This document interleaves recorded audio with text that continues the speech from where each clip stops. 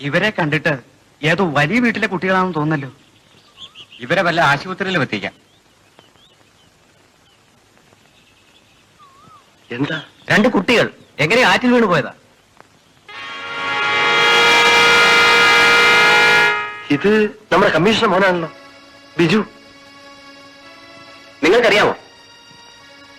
എനിക്ക് വേണ്ടപ്പെട്ട കുട്ടിയാ. എടുക്ക.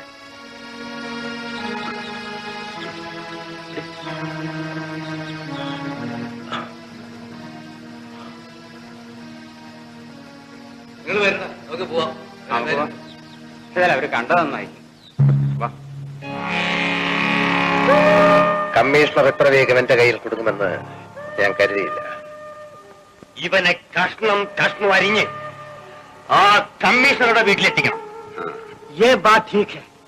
ഉടനെ തന്നെ ജോലി നോക്ക്. അത് വേണ്ട, എനിക്ക് വേണ്ടത് എന്റെ തന്തയാണ്. മോൻ നമ്മുടെ കയ്യിലുണ്ടെന്നറിഞ്ഞാൽ നമ്മൾ വിളിക്കുന്നിടത്ത് പോലെ വരും. അവന്റെ ജീവനാണ് ഈ കിടക്കുന്നത്. ഇവനെ വെച്ച് വേണം എനിക്ക് പകരം വീട്ടാൻ.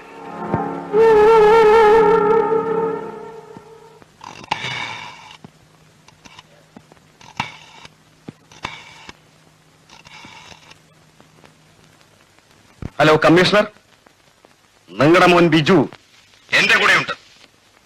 എന്ത്? എന്റെ മോനോ? എന്റെ മോൻ ബിജുവോ?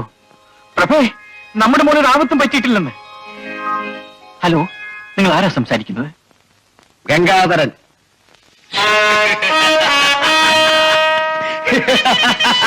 നിന്റെ മകനെ എനിക്ക് വേണ്ടേ? ജീവനോടെ. എന്റെ മോനെ ഒന്നും ചെയ്യരുത്. അവനൊരു ആപത്തും വരുത്തരുത്. ഞാൻ തൽക്കാലം ഒന്നും ചെയ്യുന്നില്ല.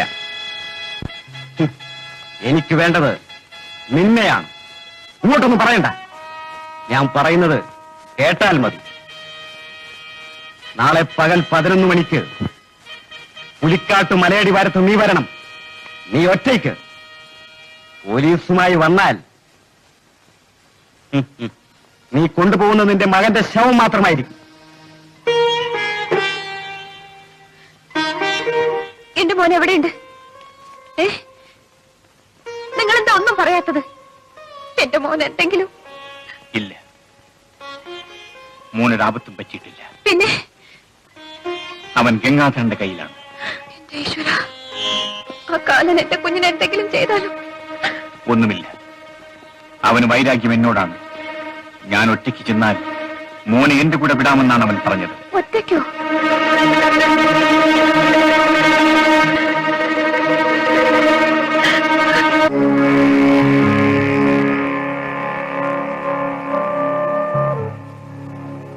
ഈ നിസ്സാര കാര്യത്തിലാണോ മോനെ പോലീസിൽ പിടിപ്പിക്കുമെന്ന് പറഞ്ഞത്? മനുഷ്യബന്ധങ്ങൾക്ക് ഒരു വിലയും കൽപ്പിക്കാത്തവനാണ് നിന്റെ അച്ഛൻ. സ്നേഹം എന്തെന്നറിയാത്തൊരു മൃഗം. അച്ഛൻ എന്നോട് വലിയ സ്നേഹമായിരുന്നു. ഇല്ല, അവിടെയാണ് മോനെ തെറ്റുപറ്റിയത്. അയാൾക്ക് കാക്കി ഉടുപ്പിനോട് മാത്രമേ സ്നേഹമുള്ളൂ. അന്നൊരു നിമിഷം അയാൾ എനിക്ക് തന്നിരുന്നെങ്കിൽ എന്റെ നിർമ്മല നശിക്കില്ലായിരുന്നു. അവൾ മരിക്കില്ലായിരുന്നു. അയാൾ വരും. മോനെ കണ്ടുകെട്ടിയിൽ സന്തോഷിക്കാനല്ല, കയ്യിൽ വിലങ്ങിട്ട് എന്നെയും നിന്നെയും ഇരുമ്പഴിയിൽ കയറ്റാൻ.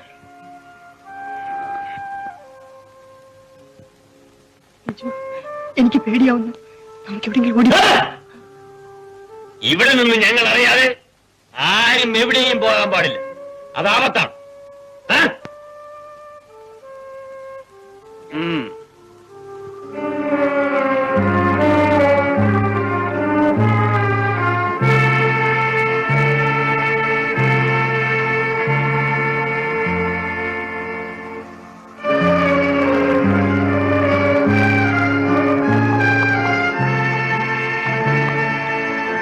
ബിജുമോൻ!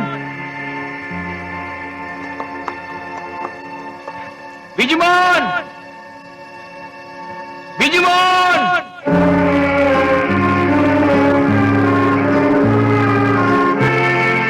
ബിജുമോൻ!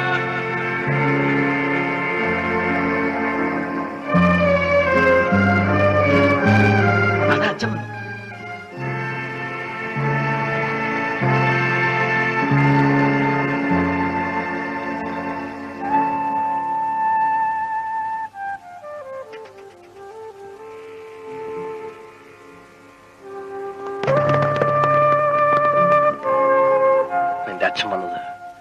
രക്ഷപ്പെടുത്താനില്ല.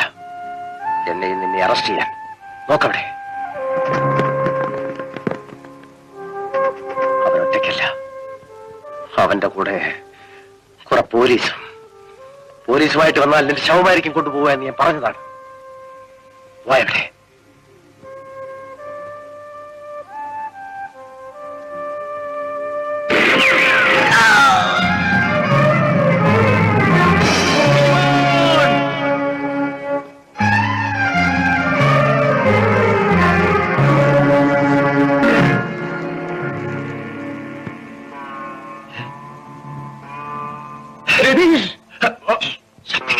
പോലീസുണ്ട്. രതീഷിനെ ആര് വെടിവെച്ചു കൊന്നു? പോലീസുകാർ. നിന്റെ അച്ഛനെ നിനക്കിപ്പോ മനസ്സിലായോ? ആ പാവം ചെറുക്കനെ വെടിവെച്ചു കൊന്നു. ഏതായാലും മുന്നിവിടെ നിൽക്കണ്ട, പോ പോ. നീ എന്തിനാ അവനെ കൊന്നു? അവൻ ഓടിപ്പോകാൻ ശ്രമിച്ചു. ചെന്ന് കയറുമ്പോ പോലീസിന്റെ വായിലായിരിക്കും. ഇതവനൊരു പാഠമായിരിക്കട്ടെ. ഏതായാലും ബിജുമോനത് അറിയരുത്. വാ വാ.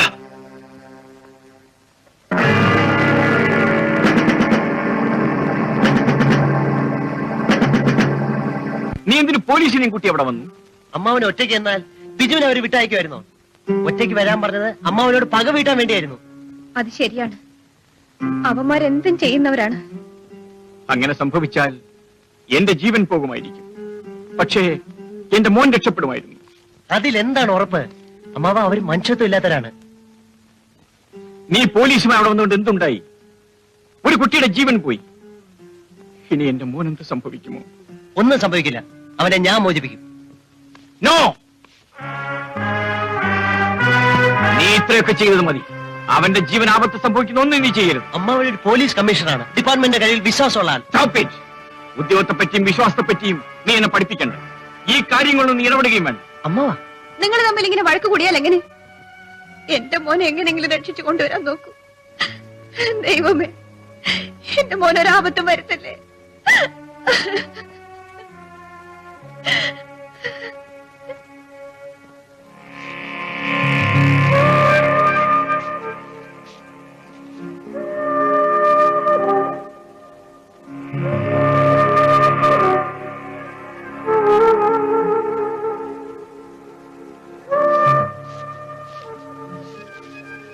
ഇതുവരെ ആലോചിച്ചിട്ട് ഒരു പിടുത്തവും കിട്ടിയില്ലേ? ഇനി എന്ത് ചെയ്യണമെന്ന് ഞാൻ പറഞ്ഞു തരാം. നാളെ വെളുപ്പിന് കമ്മീഷണർ കണി കാണുന്നത് ആ ചെറുക്കന്റെ ശവമായിരിക്കണം. വേണ്ട. എന്തുകൊണ്ട്? അവൻ ഒറ്റയ്ക്ക് വരാൻ പറഞ്ഞിട്ട് നമ്മെ പിടിക്കാൻ പോലീസുമായിട്ടാണ് വന്നത്. അവന്റെ മോനെ കുന്ന് അവന്റെ മുമ്പിൽ കൊടുക്കണം. ഗംഗയുടെ പ്രതികാരവും തീരും, നമുക്ക് തിരിച്ചു പോവുകയും ചെയ്യാം. ഗംഗ എന്ത് പറയുന്നു? ഇല്ല, അവനെ എനിക്ക് നേരിട്ട് കാണണം. നേരിട്ടോ?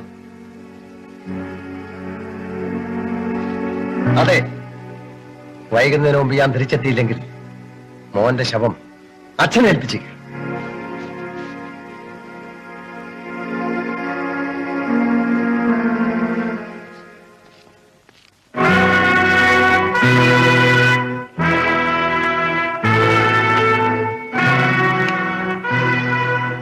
ഗംഗാധരൻ.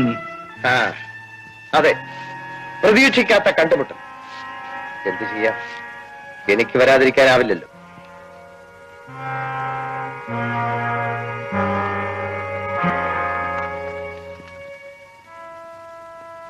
എവിടെ എന്റെ മകൻ? എന്റെ മകൻ ബിജു എവിടെ? പറയാം. അത് പറയാനാണ് ഞാൻ ഇങ്ങോട്ട് വന്നത്.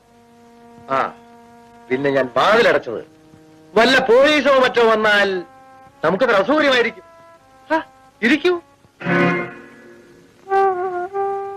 അല്ല, ചേച്ചിയോ? നിങ്ങളെയൊക്കെ കാണാനാണ് ഞാൻ ഇങ്ങോട്ട് വന്നത്. നിങ്ങളെയൊക്കെ എനിക്ക് മറക്കാനാവില്ലല്ലോ. എന്റെ കൂടെ ഉണ്ട്, സുഖമായിരിക്കുന്നു. അല്ല, കുട്ടികളായാലും എന്തെങ്കിലും കുരുത്തക്കേട് കാണിച്ചെന്നിരിക്കും, അതിന് പോലീസ് പിടിപ്പിക്കും, ജയിലിലടയ്ക്കും എന്നൊക്കെ പറഞ്ഞ് ഭയപ്പെടുത്തിയാൽ. എന്നാ ഞാൻ കണ്ടത് ഭാഗ്യം. വെള്ളത്തിൽ ഇവിടെ മരിക്കേണ്ടതായിരുന്നു. അവരെന്തെങ്കിലും പറ്റിയോ? ഒരു കുഴപ്പമില്ല. അവരെ ഒന്ന് കാണാനെങ്കിലും. അതാണ് പ്രശ്നം. ഞാൻ അപ്പോഴേ പറഞ്ഞത് ആ വീട്ടിൽ പോവാൻ. വരില്ല, അച്ഛനെ ഭയം. എന്നാ സാറിന് ഞാൻ അങ്ങോട്ട് വിളിച്ചു. സാറ് വന്നതോ പോലീസും തോക്കൊക്കെ ആയിട്ട്. പിന്നെ മോൻ വരും. പോലീസിനെ ഒളിച്ച് നടക്കുന്ന എനിക്ക് അവനെ ഇങ്ങോട്ട് കൂട്ടിക്കൊണ്ടുവരാൻ പറ്റും? അതും പറ്റില്ല. ഇപ്പോഴും ഞാൻ അവനെ വിളിച്ചതാ. അല്ല, മോന്റെ കാര്യത്തിൽ സമാധാനമുണ്ട്. അല്ല, കുടിക്കാൻ വല്ലതും കൊണ്ടുവരാം.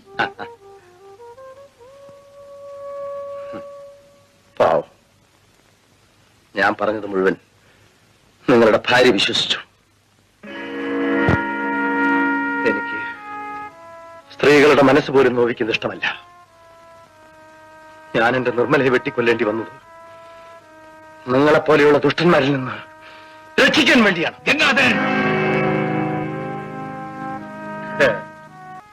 നിങ്ങൾക്ക് ഇനി ഒന്നും ചെയ്യാനാവില്ല. വേണമെങ്കിൽ നിങ്ങൾക്ക് എന്നെ അറസ്റ്റ് ചെയ്യാം.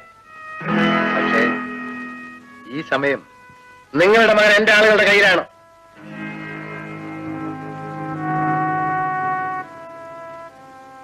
അവരവനെ അരിഞ്ഞു നുറുക്കും. ആ മാംസക്കഷ്ണത്തിൽ ചവിട്ടിയെ എന്നെ കൊണ്ടുപോകാനാവും.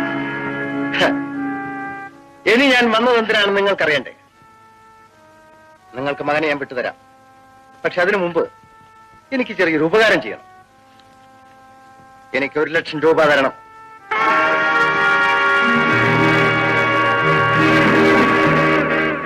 നിങ്ങളെപ്പോലെ സത്യസന്ധനായ ഒരാൾക്ക് ഇത്ര വലിയൊരു സംഖ്യ ഉണ്ടാക്കാൻ വിഷമായിരിക്കും.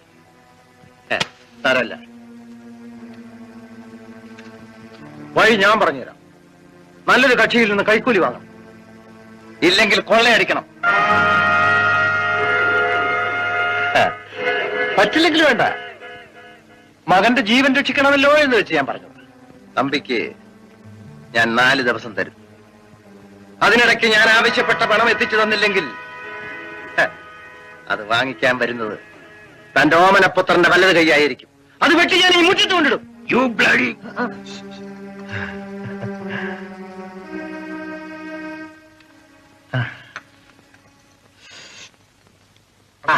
ഗംഭീരമായിരിക്കുന്നു. എന്നാ പറഞ്ഞതുപോലെ ഞാൻ ഇറങ്ങട്ടെ. മോന്റെ കാര്യം കൊണ്ടുവരാൻ പറഞ്ഞിട്ടുണ്ട്. സാർ ഒരു അക്ഷരം മിണ്ടുന്നില്ല. ഇതിനൊക്കെ കുറ്റം ആ കുഞ്ഞെന്ത് ചെയ്തു? ആ ചേച്ചിയെങ്കിലും ഒന്ന് ഉപദേശിച്ച് നോക്ക്. ആ പാലത്തിന്റെ അതുവരെ സാറ് കൂടി ഒന്ന് വന്നാൽ ഈ പോലീസുകാർക്ക് സംഭവത്തിന് കിടപ്പറിയില്ല. അവരെന്നെ പിടിക്കും. ആ ബുദ്ധിമുട്ടാണെങ്കിൽ വേണ്ട, വന്നതുപോലെ തിരിച്ചു പോവാൻ എനിക്കറിയാം. മോഹന്റെ ഭാര്യയല്ലേ, വരൂ.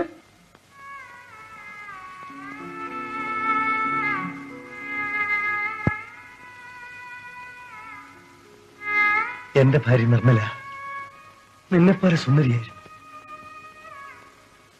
പക്ഷേ അവളുടെ ഗതി നിനക്കുണ്ടാവില്ല.